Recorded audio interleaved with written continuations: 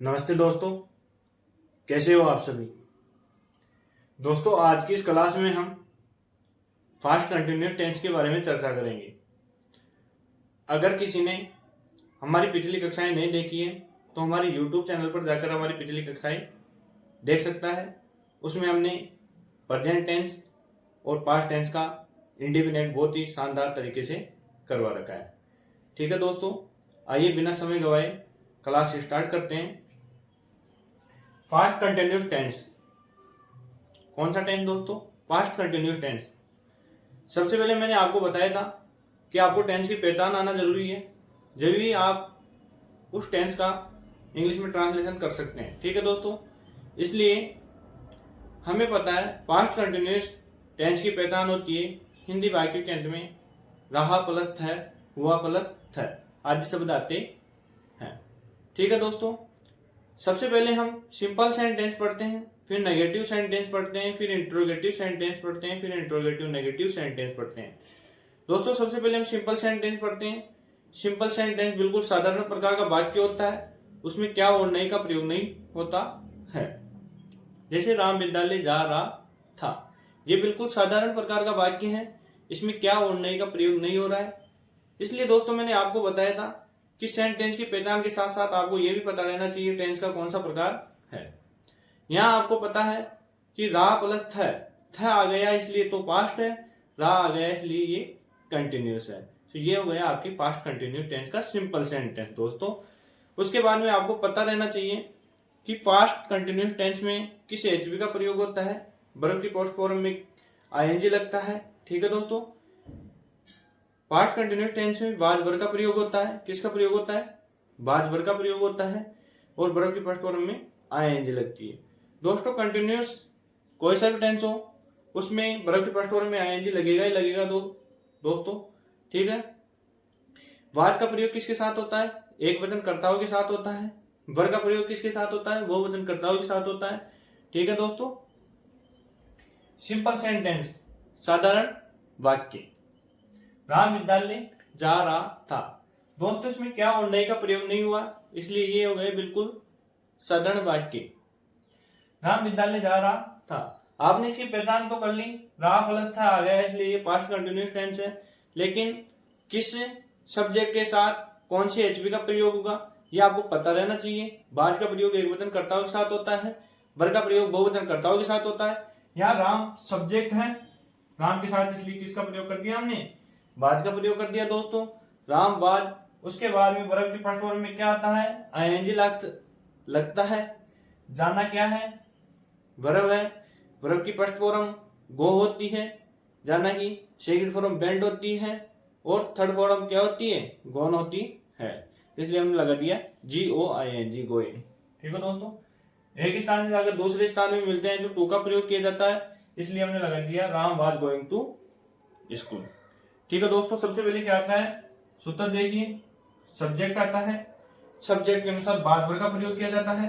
अगर एक वचन करता है तो बाज का प्रयोग करो, बहुवचन करता है तो वर्ग का प्रयोग करो। उसके बाद में वर्ग की फर्स्ट फॉर्म में आईएनजी आता है दोस्तों, फिर ऑब्जेक्ट आता है, फिर आपके एल्स आता है। ठीक है दोस्तों, अब हम नेगेटिव सेंटेंस की चर्चा करेंगे जिसमें नहीं का प्रयोग होता है, नकारात्मकता का बोध करवाता है। नेगेटिव सेंटेंस नकारात्मक वाक्य, राम विद्यालय नहीं जा रहा था, आपने पहचान तो कर ली कि नकारात्मक वाक्य है। साथ में ये भी पहचान करो कि टेंस का कौन सा प्रकार है। तो रा प्लस थ आ गया इसलिए कंटिन्यूस है, तो पास्ट कंटिन्यूस का नेगेटिव सेंटेंस है। इसमें भी किसका प्रयोग होगा? किस एचवी का प्रयोग होगा दोस्तों? वाज व वर्ग का ही प्रयोग होगा। लेकिन हम देखते थे एचवी के तुरंत बाद में किसका प्रयोग किया जाता था? नोट का प्रयोग किया जाता था दोस्तों, अगर नकारात्मक वाक्य रहता था तो। राम विद्यालय नहीं जा रहा था, इसलिए राम क्या है? सब्जेक्ट है। उसके बाद में एचवी लगाते हैं सब्जेक्ट के अनुसार। यहाँ सब्जेक्ट एक वचन करता है इसलिए हमने वाज का प्रयोग किया है दोस्तों, वाज। उसके बाद में अगर नेगेटिव सेंटेंस है तो नोट का प्रयोग करो। यहाँ हमें नेगेटिव सेंटेंस है तो नोट का प्रयोग किया है हमने। उसके बाद में गोइंग, फिर टू, फिर स्कूल। सूत्र देखिए, सबसे पहले क्या आता है दोस्तों? सब्जेक्ट आता है। सब्जेक्ट बाद में आपके वाज वर्ग का प्रयोग किया जाता है। वाज का प्रयोग एक वचन कर्ताओं के साथ होता है, वर्ग का प्रयोग बहुवचन कर्ताओं के साथ होता है। फिर नोट का प्रयोग किया जाता है दोस्तों अगर नेगेटिव सेंटेंस है तो। फिर वर्ब की फर्स्ट फॉर्म में आईएनजी आता है दोस्तों, फिर आपके ऑब्जेक्ट आता है, फिर आपके एल्स अन्य जो भी रहता है वो इसमें अंत में आ जाता है। ठीक है दोस्तों, एक बार फिर दोहराता हूं। सबसे पहले दोस्तों आपको पास्ट कंटिन्यूस टेंस की पहचान आना जरूरी है। पास्ट कंटिन्यूस टेंस की पहचान होती क्या है? पास्ट कंटिन्यूस टेंस की पहचान यही होती है कि इन वाक्यों के अंत में रहा प्लस है, हुआ प्लस है आदि शब्द मिलते हैं। उसके बाद में सिंपल सेंटेंस क्या होता है? बिल्कुल साधारण प्रकार का वाक्य होता है, उसमें क्या और नहीं का प्रयोग नहीं होता है। उसके बाद में नेगेटिव सेंटेंस, नेगेटिव सेंटेंस क्या होता है? नेगेटिव सेंटेंस नकारात्मकता का बोध करवाता है, उसमें नहीं का प्रयोग होता है। उसके बाद में आपको यह पता रहना चाहिए किस एचवी का प्रयोग होगा पास्ट कंटिन्यूस टेंस में, बाद भर का प्रयोग होगा। बाद का प्रयोग किसके साथ होगा? एक वचन कर्ताओं के साथ होगा। भर का प्रयोग किसके साथ होगा? बहुवचन कर्ताओं के साथ होगा। ठीक है दोस्तों, वर्ब की फर्स्ट फॉर्म में आईएनजी तो लगेगा ही लगेगा। ठीक है, अब हम इंट्रोगेटिव सेंटेंस जिसे हम प्रश्नवाचक वाक्य बोलते हैं उसके बारे में अध्ययन करेंगे। ठीक है, इंट्रोगेटिव सेंटेंस जिसे हम प्रश्नवाचक वाक्य बोलते हैं। प्रश्नवाचक वाक्य में क्या होता है दोस्तों? वाक्य के शुरू में आपको क्या लगा हुआ मिलेगा और अंत में प्रश्नवाचक चिन्ह मिलेगा। ठीक है दोस्तों, मैंने आपको बताया था कि सबसे पहले आपको टेंस की पहचान करनी है। टेंस की पहचान के लिए वाक्य के अंत में जाना है और शब्दों को देखना है। शब्द आ रहे हैं आपके रा प्लस है, तैसे थन का आया है, था आया है, इसलिए पास्ट टेंस है। रहा शब्द जुड़ा हुआ है, इसलिए ये कौन सा टेंस हो गया? पास्ट कंटिन्यूस टेंस का इंट्रोगेटिव सेंटेंस हो गया दोस्तों। कौन सा हो गया? इंट्रोगेटिव सेंटेंस हो गया। जब भी आपको इंट्रोगेटिव सेंटेंस दिखे सबसे पहले आपको क्या पकड़ना है? वाक्य के अंत में जाना है और शब्दों को पकड़ना है। शब्दों को पकड़ने के बाद में आपको सब्जेक्ट को पकड़ना है। सब्जेक्ट के अनुसार एचवी का प्रयोग करना है। यह सब्जेक्ट एक वचन करता है, इसलिए वाक्य के शुरू में किसका प्रयोग होगा? किस एचवी का प्रयोग होगा? इसके लिए आपको सब्जेक्ट पकड़ना ही पकड़ना होगा। इसलिए यहाँ सब्जेक्ट आया है राम। राम एक वचन करता है, एक वचन कर्ताओं के साथ बाज का प्रयोग किया जाता है, इसलिए हमने लगा दिया बाज। क्या लगा दिया? बाज। बाज के तुरंत बाद में क्या आता है? सब्जेक्ट आता है दोस्तों। सब्जेक्ट यहाँ राम है। राम के तुरंत बाद में नोट का प्रयोग किया जाता है। कब किया जाता है? जब वो इंट्रोगेटिव नेगेटिव सेंटेंस हो। अगर नेगेटिव सेंटेंस नहीं है साथ में तो नोट का प्रयोग नहीं करते हैं। उसके तुरंत बाद में गोइंग मतलब वर्ब के फर्स्ट फॉर्म में आईएनजी आ जाता है। फिर आपके ऑब्जेक्ट आ जाएगा दोस्तों। ऑब्जेक्ट स्कूल है। ठीक है दोस्तों, तो यहाँ आप क्या हो गया? Was Ram going to school और अंत में प्रश्नवाचक चिन्ह। ठीक है दोस्तों, सबसे पहले क्या आएगा? वाज भर आएगा, उसके बाद में सब्जेक्ट आएगा, फिर वर्ब के फर्स्ट फॉर्म में आईएनजी आएगा, फिर आपके ऑब्जेक्ट आएगा, फिर आपके एल्स आएगा। इंट्रोगेटिव नेगेटिव सेंटेंस जिसे हम प्रश्नवाचक नकारात्मक वाक्य बोलते हैं। दोस्तों, प्रश्नवाचक नकारात्मक वाक्य में क्या और नहीं दोनों शब्दों का प्रयोग होता है। ठीक है दोस्तों, यह क्या भी आएगा और नहीं भी आएगा।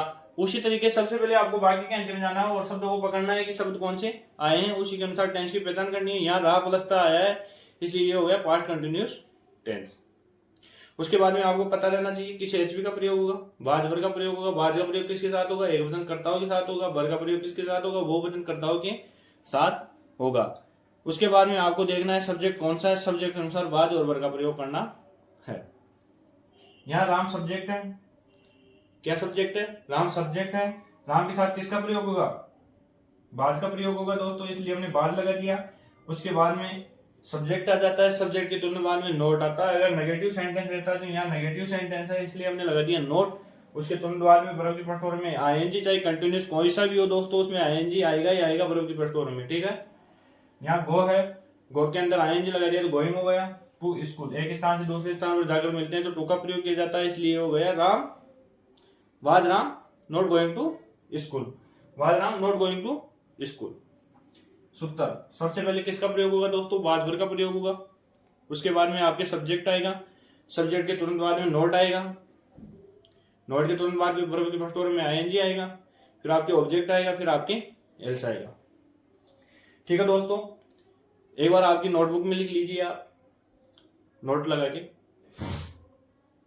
वाज का प्रयोग एक वचन कर्ताओं के साथ होता है। भर का प्रयोग बहुवचन कर्ताओं के साथ होता है।